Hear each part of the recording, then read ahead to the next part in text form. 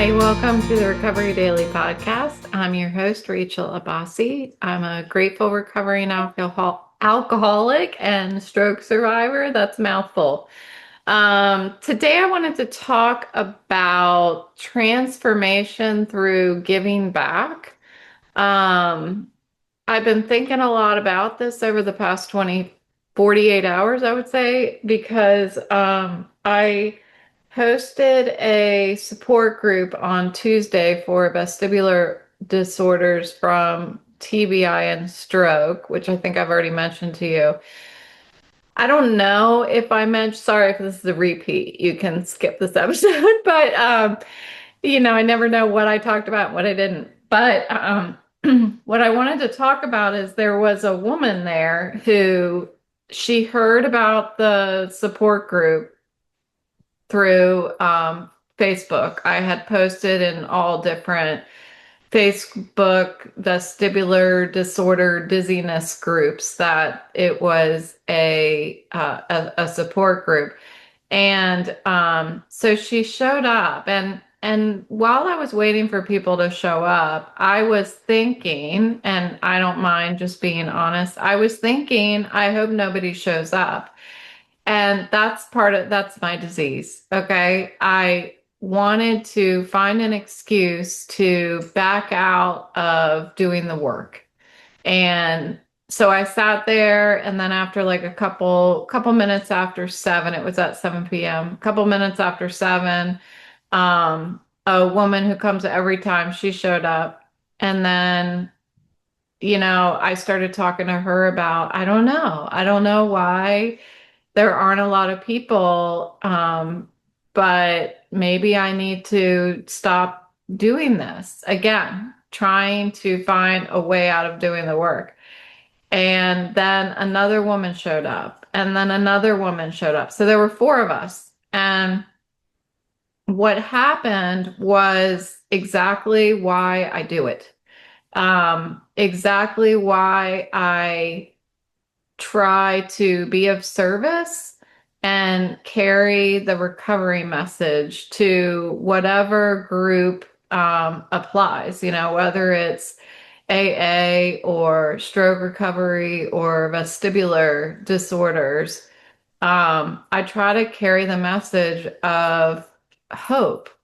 And so this woman showed up and had suffered a traumatic brain injury from a chiropractic appointment. And so the injury was in her brain stem area, and she's suffering from extreme vestibular symptoms. Well, she had been researching for 3 years what was wrong with her, and finally came to that support group on Tuesday and was like, thank God I have found my people. I have found somebody who understands me. And I realized, because I had kept it all to myself the whole time, like, and, other than talking with the first woman, maybe I should just stop, maybe it just wasn't meant to be. Other than that, like, I kept to myself that I was sitting in the beginning of the meeting thinking, I hope nobody shows up, and no, I don't feel guilty for feeling that. It's part of me, it's part of me wanting to back out. I think there's a lot of alcoholics like to back out of stuff, by the way. But so do I feel a little guilty? Kind of, but not really, because I'm just being honest with myself. So what I realized throughout that hour, as the newer lady was asking questions and the regular attendee was answering them, along with the other attendee answering the questions that they had, I thought, this is what I'm doing. This is my purpose. This is what I love. I love to just provide the platform and the space for people to have have access to solutions, have access to other people's experience, strength, and hope so that they can start making progress towards healing. So my meeting, I think it was this morning, it's all running together these days, but was talking about the movement of inner healing when I do the outer work. And it's service, right? So typically we're talking about when I do the inner work, how that impacts my environment, like my relationships and all of that stuff.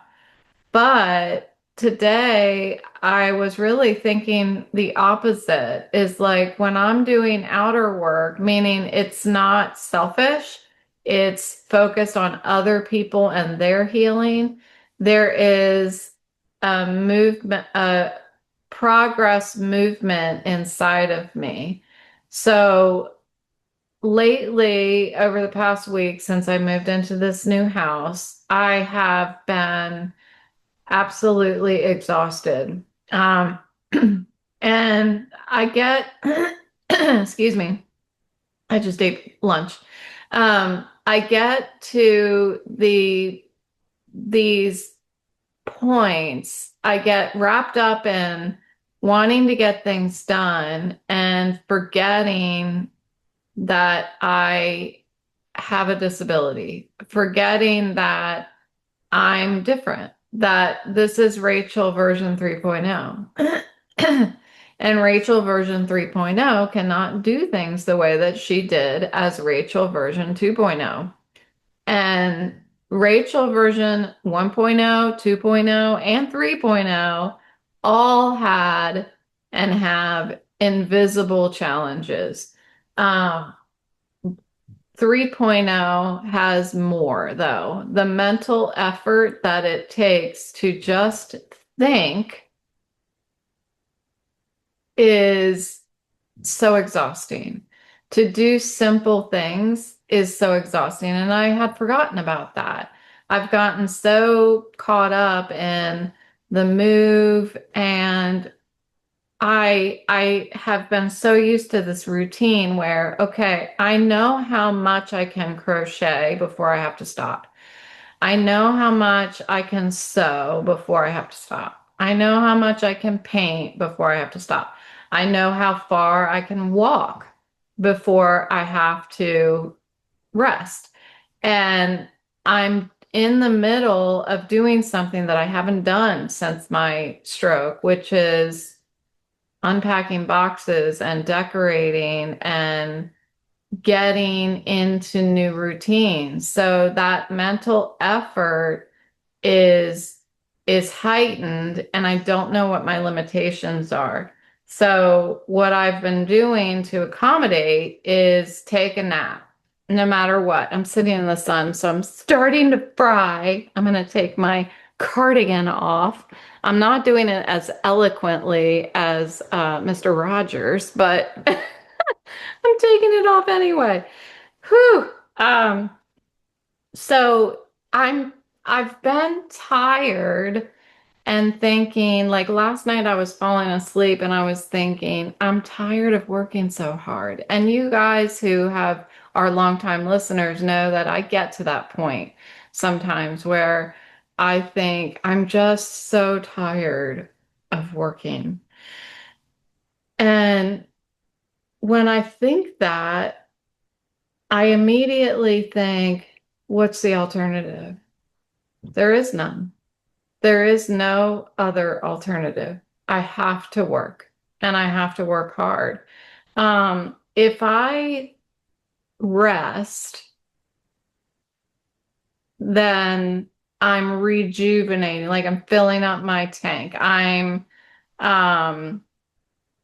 I can't even remember what it's called. The spoon and cup. I'm filling up my, I'm if I'm resting, I'm adding spoons. I can add spoons back. Um, but I have this danger where I can lay down, and not want to get back up. And that is giving up. That is not doing the work.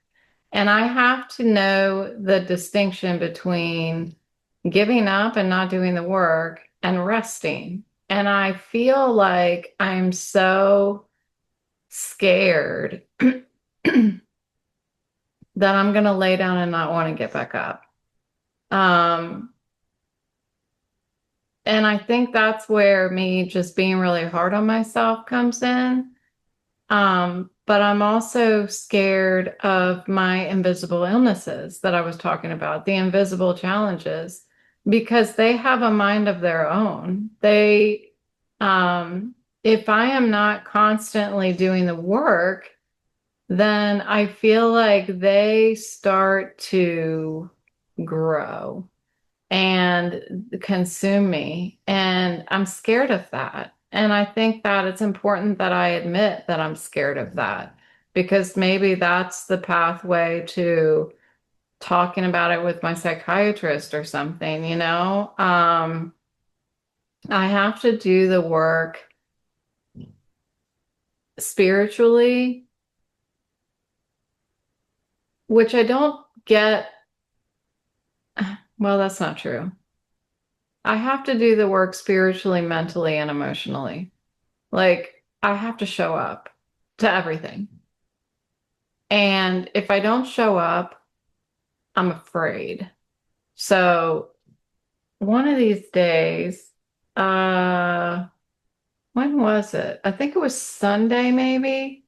I didn't go to my 7 a.m. meeting, which meant that there was no 8 a.m. meeting. I think it was that day. And I felt uneasy because I was afraid of who I am without that meeting. I go to it so often that every day that I'm afraid of who I am without it. And that's I think a healthy fear and I don't like it. But do you see what I'm saying? Like I get very confused when it comes to understanding my own perseverance and my own need to rest. And that might be why I don't rest so much. You know, there's lots of people who tell me, like, Rachel, just stop, just rest. I don't know how. I'm afraid to. Um, so it's interesting. I haven't really talked about it or thought about it from this perspective before. Um, it's it's interesting the idea of perseverance possibly being something that is protecting me. Um, so one thing that I do to persevere is I feel like, and this is what I heard in my meeting, I have an obligation to the movement, whether it is, again, AA, stroke recovery, vestibular recovery. I feel like I have an obligation to carry forward the hope that I have cultivated that started out by somebody else giving it to me by sharing their experience, strength, and hope. So that idea that recovery extends far beyond my own personal healing um, is taking the tools that were given to me and showing them to other people. So getting sober was not the end of my story. It was really the beginning. It was building a foundation for being able to connect with the world and being able to give back to the world. And having my stroke was the beginning of yet another new tentacle of connections in my life. I don't know if that's the right word, but that's the only thing I can think of right now. So, being able to now carry on that message and turning my survival into a contribution to other stroke survivors, to be an example that this is what we're capable of. And I remember going into my first stroke support group meeting, and I wouldn't turn on my camera because I couldn't look at the computer. And I was uncomfortable having other people looking at me when I wasn't able to look at them. And today I record my whole podcast, mostly not looking at the computer. Um, and that's progress. Like, that's me not being so afraid of living this way, living as Rachel version 3.0. It's like starting to show up at happy hours and weddings and all of these drinking events and not drinking. Like, that was what I had to do as Rachel version 2.0. And the more I did it, the more I was able to talk about it and share with other people that this is what we're capable of. So this woman in the stroke support, or no, in the vestibular support group, was talking about spending the 3 years of researching what's wrong with her. And she was, you know, really intent on like trying to get us to understand, like you don't understand, like this is how much I've done, and I cannot find the answers. And so slowly we started sharing our story, and you could see like she was very expressive. And I said to her that I spent the same amount of time researching before I found my people, before I found the Vestibular Disorders Association. That was when I found my one stroke friend in the Vestibular Disorders Association who said, I feel exactly the way that you feel. I have the same symptoms as you feel. I didn't understand it really because his stroke was in a different area than mine was, but I've slowly learned that I'm not going to say it. Okay, I'll say it. It is what it is. I can't, I'm never going to know exactly what's going on inside my brain. I'm not. I mean, I've figured that out, that I just have to be okay with knowing what I know, that this is what's wrong with me and this is the solution. There is no cure. I'm going to have this for the rest of my life. And I needed to work on accepting it.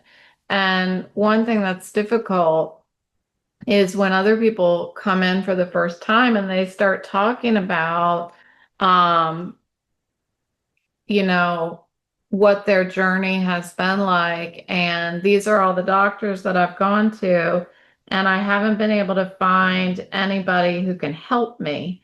And the sad thing is that I have been through all of these different neurologists and doctors and physical therapists, vision therapists, and the idea that nobody can help me is because nobody knows how to help me, because they don't understand vestibular disorders. They just don't. And that's a really difficult acceptance. And I remember having to get to that point where I accepted. I remember having other people saying, but what about this? And what about if we do this? Or what about, and it's like, we've tried that. We've tried that. There is no cure. There just isn't a cure. And so seeing somebody not show up again because they refuse to accept that there's no cure. So they stop contact with us, with people like them. And maybe they come back. I don't know. I didn't record their names, but what I know is that by giving back and sharing my experience and opening up a platform like a support group, that it not only helps me with my acceptance of my vestibular disorder, but um, it also ceases that relentless self-seeking focus that I can fall into. And when I stop isolating and I am literally pushing back against my own invisible illness. My depression and my anxiety is pushing me down, like imagine it's like pushing me down into this chair and it's telling me to not get up. And I used my program and the steps of AA to force myself up out of this chair. And when I do, I can start connecting with other people again. And then there's just something bigger that happens, and we all heal. So there's this paradox of service where I'm doing the outward work, not selfish outward work. And there's an inward change. So getting out of self actually causes this deep internal transformation, whether it's leading meetings or mentoring others or picking up the phone or texting somebody. It's not self-centered, it's soul-centered, It's like connecting my soul with a whole fellowship of people like me. And when we help each other find our footing, we strengthen our own balance, improving then what's going on the inside of me, then improves my relationships with the people around me. It's all connected. That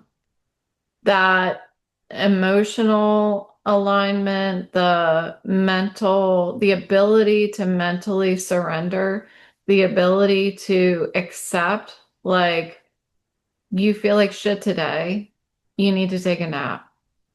Well, just a week ago, I felt like shit and I was not able to admit that, look, you're trying to do all these things and like Nemo, you can't touch the butt. If you know what I'm talking about in the movie. So sobriety and vestibular and stroke recovery have been parallel paths for me. And I talk about it all the time. They require surrender, persistence, community.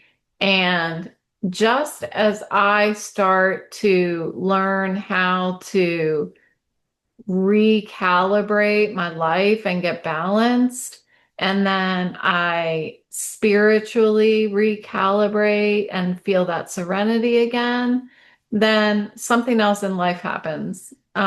Life gets lifey, as we say a lot of times in my meeting.